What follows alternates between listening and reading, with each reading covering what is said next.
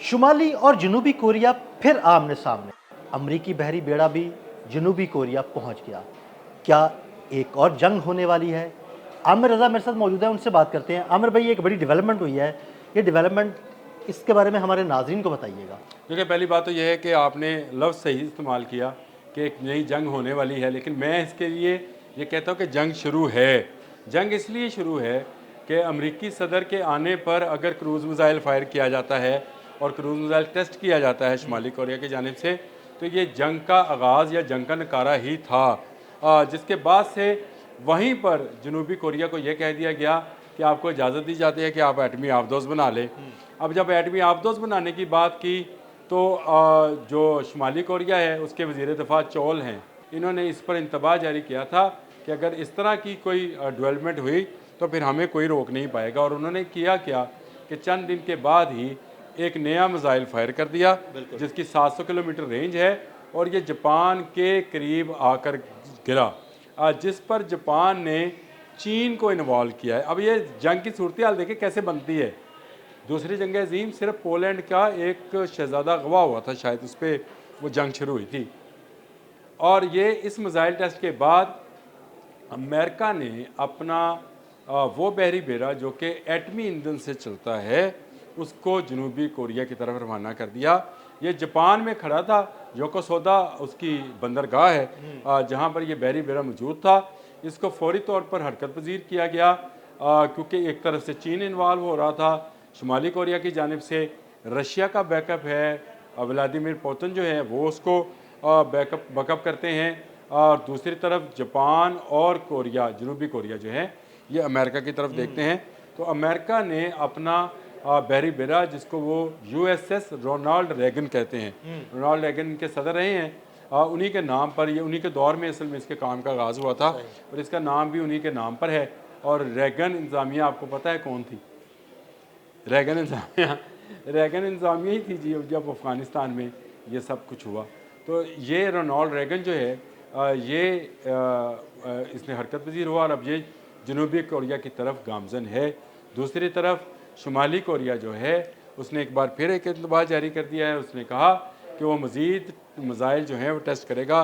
बड़ी दिलचस्प सूरत हाल है अदील भाई, इस एक साल में जो कि अभी ख़त्म नहीं हुआ, 10 माह हुए हैं, कोई एक पूरी दुनिया में मुल्क नहीं है जो शुमाली कोरिया का मिसाइल टेस्ट करने में सानी हो। ना अमेरिका, ना रशिया, ना चीन, ना यूरोप का कोई, फ्रांस, बरतानिया। इस 10-11 माह में 100 मिसाइल टेस्ट कर चुका है। 100 मिसाइल से मुराद ये नहीं है कि एक ही क्रूज मिसाइल जो है उसने को 50 दफ़ा चला दिया होगा। 100 मुख्तलिफ मिसाइल, 100 मुख्तलिफ मिसाइल। मैं ये समझाना चाह रहा हूँ, अगर आप लोग भी और अदील भाई तो खैर फौरी समझ जाते चीज़ों को, कि 100 मुख्तलिफ मिसाइल वो टेस्ट कर चुका है जिसमें उसके जो हैं ऐसे मिसाइल्स भी हैं जो बैन बर आज़मी मिसाइल्स हैं, वो ऐसे मिसाइल्स भी हैं जो हाइपरसोनिक स्पीड्स के मिसाइल्स हैं, वो ऐसे मिसाइल्स भी हैं जो एटमी जो है वॉर हेड से ले जा सकते हैं, ऐसे मिसाइल्स भी हैं जो कि समुंदरों में काम आ सकते हैं, और ऐसे मिसाइल्स भी हैं जो रवायती हथियारों से लेस होंगे। तो आमिर भाई, क्या हम ये कह सकते हैं कि शुमाली कोरिया मिसाइल टेक्नोलॉजी में सबसे आगे निकल गया? ये कह नहीं सकते कि शुमाली कोरिया मिसाइल टेक्नोलॉजी, देखें शुमाली कोरिया इस वक्त दो टेक्नोलॉजीज़ का क्या उसको कहेंगे, ऐसा एक मिलाप है, इसको फ्यूजन, जिसको आप ज़ुबान में, हम आसान ज़ुबान में यही कहते हैं, फ्यूजन है चाइनीज़ और रशियन। मैंने पहले भी लफ्ज़ बोला है कि एक तरह से चाइनीज़ मिसाइल टेक्नोलॉजी है, दूसरी तरफ से व्लादिमीर पुतिन का जो है शाबाश है। तो शुमाली कोरिया को इन दोनों मुल्कों की हिमायत हासिल है, इसीलिए वो धराधर ऐसे ऐसे हथियार बनाता चला जा रहा है जो बाकी दुनिया के लिए जो है ज़रा से अजनबी हैं। और ना सिर्फ वो हथियार बनाता है बल्कि उसकी नुमाइश भी ऐसे करता है जैसे कोई मेले का समा हो। बिल्कुल। बहुत सारी जो वीडियोस हैं मैं देख रहा था कि मिसाइल को लेकर वो जैसे यहाँ पर मेले ठेले लगते हैं ना जी, वैसे वो मेले ठेले हैं। फिर वो ख़ुद उसकी सरबराही कर रहा होता है जो उनका किम जोंग, जो उसका इस वक्त सदर है।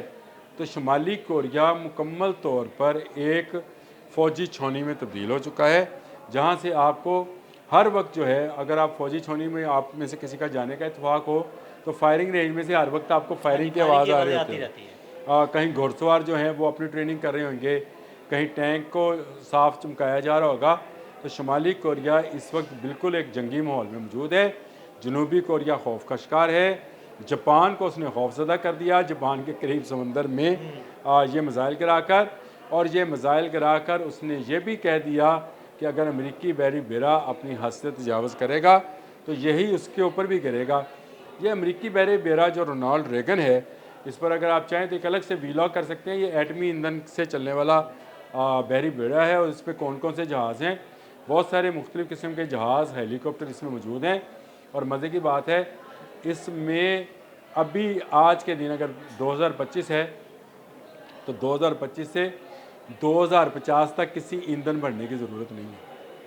ये अलग से एक व्लॉग है, अगर आप करना चाहेंगे तो किसी दिन अमेरिकी बहरी बेड़ों पे एक अच्छा व्लॉग है, इन्फॉर्मेटिव भी होगा लोगों के लिए। लोगों को पता चलेगा कि अमेरिका किस तरह से दुनिया भर में एक सुपर पावर के तौर पर जाना जाता है। ये बहरी बेड़ा है जिसके लिए शुमाली कोरिया ने अपना नया मिसाइल जो है वो टेस्ट करके जापान के करीब जो समुंदर है, जिसको मैंने बताया आपको, वो उस समुंदर के अंदर उसने वो मिसाइल गिरा कर ये बताया है कि अगर कोई ऐसी हरकत हुई जिस तरह से जनूबी कोरिया को कहा गया है कि वो एटमी आबदोज़ बना ले, एक एटमी ईंधन वाला बहरी बेड़ा जो है वो मौजूद है। इसी तरह जापान जो है बहुत ज़्यादा अमेरिका के करीब हो गया और जापान की जो टेक्नोलॉजी है वो तमाम की तमाम दिफाई टेक्नोलॉजी, क्योंकि उसका मायदा ऐसा है दूसरी जंग अज़ीम के बाद कि उसके दिफा का वादा अमेरिका ने कर रखा है और उसको कहा है कि आप अपनी टेक्नोलॉजी डेवलप न करें। इसलिए तमाम अमेरिकन टेक्नोलॉजी जो है, ये फैक्ट्रीज़ जो हैं दिफाई वहाँ पर लगाई गई हैं। तो शुमाली कोरिया को इस सारी बात का रंज है। दूसरी बात यह है कि आपने जो शुरू में लफ्ज़ इस्तेमाल किया था वो बिल्कुल ठीक था। इस वक्त सिर्फ एक तरफ से गोली चलने की देर है।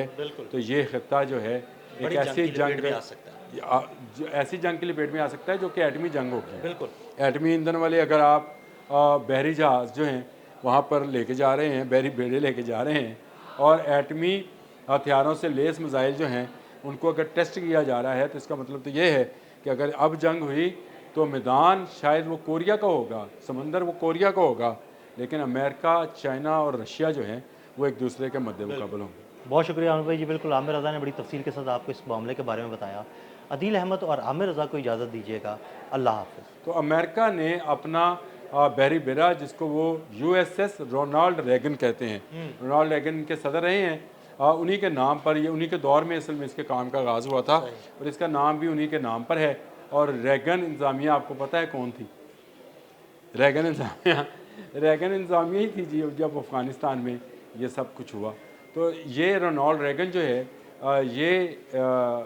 इसने हरकत पजीर हुआ और अब ये जनूबी कोरिया की तरफ गामज़न है।